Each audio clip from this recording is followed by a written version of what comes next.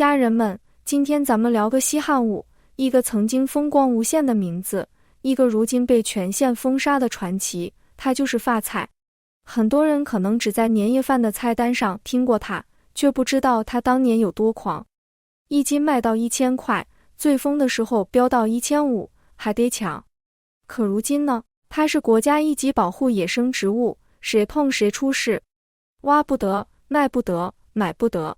咱们就聊聊这碗发财菜到底是怎么一步步从天价神坛跌进法律红线的。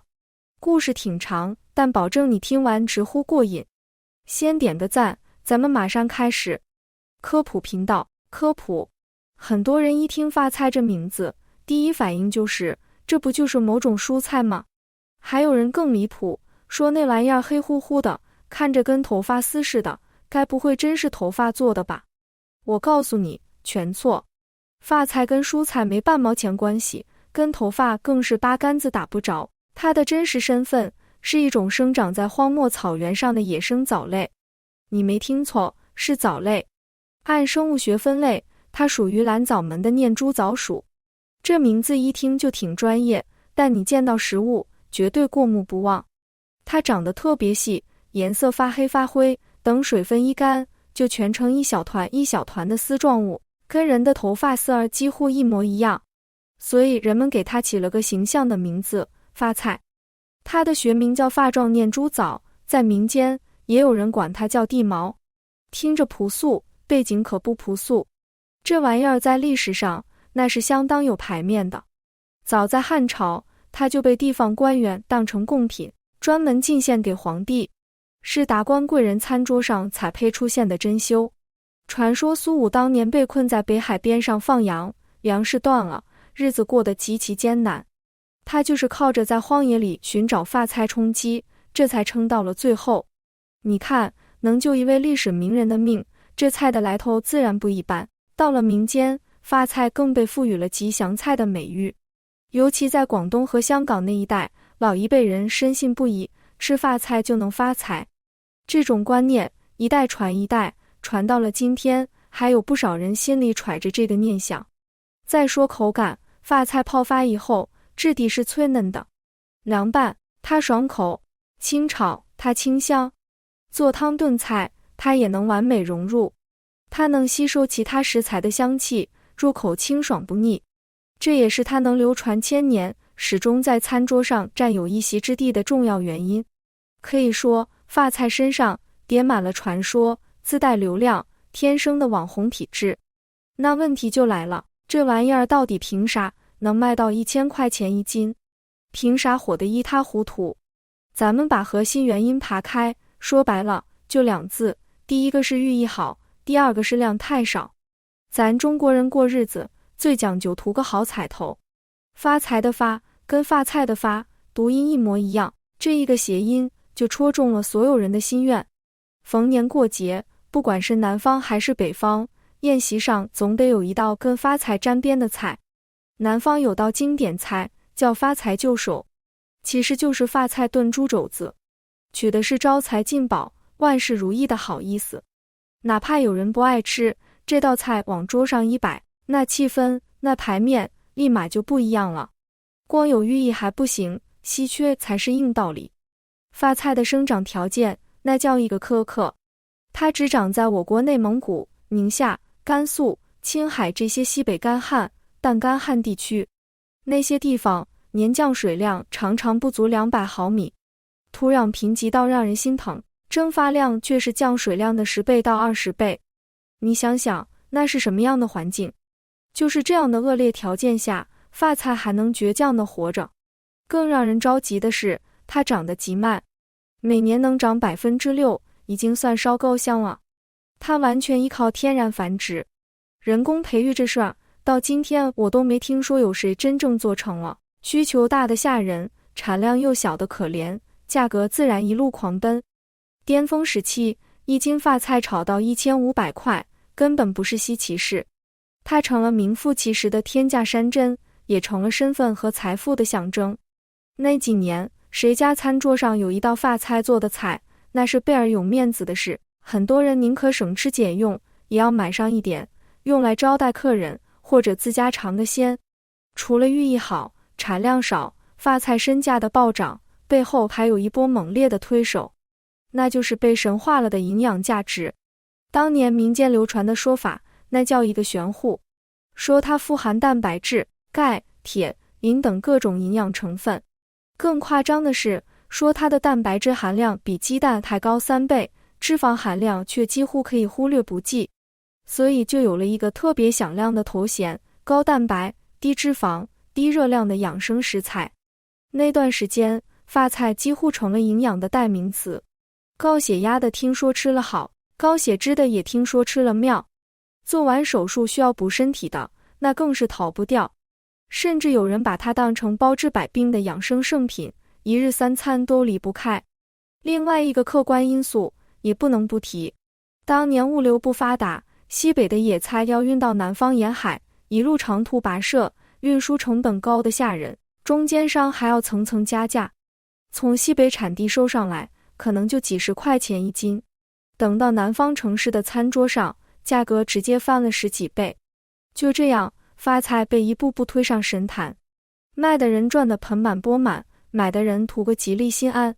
看起来是个两全其美的好买卖，可谁也没想到，灾难正在悄悄靠近。这场灾难的规模远远超出了所有人的想象。可问题来了，这么珍贵的发菜，为啥后来被全面禁止？为啥连采集、销售、出口全部不许碰？答案说出来特别简单，就一句话：为了救我们的生态环境。因为发菜的背后藏着一段惨痛的生态灾难史。很多人根本不知道，发菜虽然看着不起眼，却是西北荒漠生态系统里最忠诚的隐形守护者。它紧贴着地皮生长，成片成片地铺开，就像一张无形的网，牢牢锁住沙粒，挡住风势，减少水土流失。它还能分泌胶质，固定氮气，改良贫瘠的土壤。有了它打底，宁条、沙蒿这些固沙植物才能顺利扎根，整个荒漠生态链才能一环扣一环地转起来。有数据显示，发菜覆盖度每增加 10%， 周边草本植物的多样性指数就能提升 20% 左右。它就像是荒漠生态的基石，一个人扛下了防风固沙的硬任务，默默守护着大地，不让黄沙越界。可惜，这么能干的守护者，偏偏遇上了疯狂的人类。事情要从上世纪80年代说起，那会儿发菜价格一天比一天高，巨大的经济利益让很多人彻底失去了理智。在当时的西北，采挖发菜成了最火的发财路子，不少当地人为此放弃了放牧，甚至还有外地人成群结队涌入西北草原，加入采挖大军。采挖的方式那真是简单又粗暴，一把铁耙子或者一根铁棒直接往地皮上搂，那场面就跟用梳子梳头发一样，从上到下一网打尽。发菜被搂走了，草皮被刮掉了，草根也被带出来了。这不叫采挖，这叫刮地皮。对草原植被的伤害是毁灭性的。西北草原上一直流传着一句话：取1两发菜，毁100亩草原。这不是吓唬人。根据相关部门后来的统计，每采挖1斤发菜，就要破坏近10亩的草原植被。而那些被破坏的草原，因为土壤贫瘠，降水稀少，想要自然恢复，至少得等上5到10年。有些沙化特别严重的地方，甚至永远都恢复不过来了。更让人心痛的是，采挖者为了方便干活，还经常随意碾压草原，随手丢弃垃圾，这都让原本脆弱的草原雪上加霜。更可怕的还在后头，这种掠夺式的采挖很快就引发了连锁反应。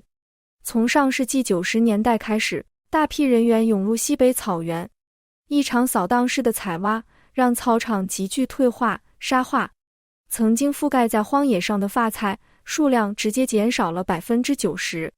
咱们拿宁夏举例子，原本发菜生长的沙漠面积有308万公顷，短短30年时间就缩水到了不足100万公顷，裸露的土地失去了植被的保护，很快就成了新的沙尘源。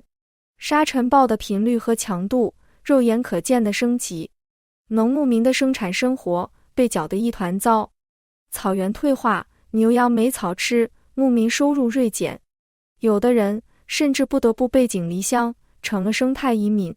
这件事影响的早已不只是植物本身，它牵扯到民生，牵扯到经济，甚至威胁到社会的和谐稳定。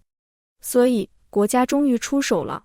2000年，国务院专门下发通知，明确禁止采集发菜，彻底取缔发菜的收购、加工、销售和出口，还把发菜的保护级别从国家2级直接提升为1级，并把它纳入国家重点保护野生植物名录。这是什么分量？这是跟大熊猫一个级别的保护待遇。有了法律撑腰，执法也硬气起来。根据相关法律规定，任何非法采集、运输、销售发菜的行为都要被没收物品，处以罚款，情节严重的还会被追究刑事责任。有人可能觉得我在说大话，其实真有人因为非法采集几十公斤发菜被判了有期徒刑，还罚了款。国家保护发菜的态度那是动真格的。可能还有人说，不就是挖点野菜吗？至于这样吗？至于，真至于，一点都不夸张。因为发菜真正的价值从来就不在口感和营养上，它的核心价值在于不可替代的生态作用。西北的荒漠草原本来就极其脆弱，干旱少雨，土壤贫瘠，能活下去的植物本就不多。发菜是这片土地上最顽强的原住民，也是最坚韧的守护者。每一株发菜都是一道防风固沙的微小防线，它们一片接一片，连成一道绿色的生态屏障。一旦被破坏，裸露的沙土没了依靠，风一来就满天飞，时间长了，绿洲都能变成沙漠。这绝对不是危言耸听。好在亡羊补牢，为时未晚。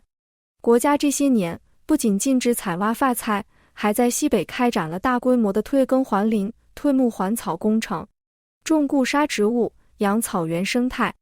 好消息是，现在宁夏、内蒙古等地已经重新出现了近10000亩的野生发菜群落，草原植被覆盖率也在逐年回升。禁采政策的成效正在一点一点显现出来。说到这，大家应该彻底明白了，发菜从天价山珍变成禁菜，从来不是因为这东西本身不好，而是因为人类的贪婪，差点毁掉了珍贵的生态环境。大自然给我们的每一份馈赠，都暗中标好了价码。你把它当成财富，玩命的挖，大自然就还你沙尘暴，还你荒漠化，还你寸草不生。你尊重它，保护它，它才愿意反过来滋养你。所以，真正的发财从来不是靠采挖野生植物得来的，而是靠守住这片土地，守住我们的生态家园。这才是最大的财富，也是最踏实的财运。最后还得再提醒一句，现在无论线上还是线下，买卖发菜都是违法的。千万别为了一个好听的谐音，就去踩法律的红线。守护发菜，就是守护我们的家园，这才是真正意义上的发财之道。好了，今天这份科普就聊到这儿。觉得长知识的家人，记得点赞收藏，把这条内容转发出去，让更多人知道发菜被禁的真相。咱们下期接着聊。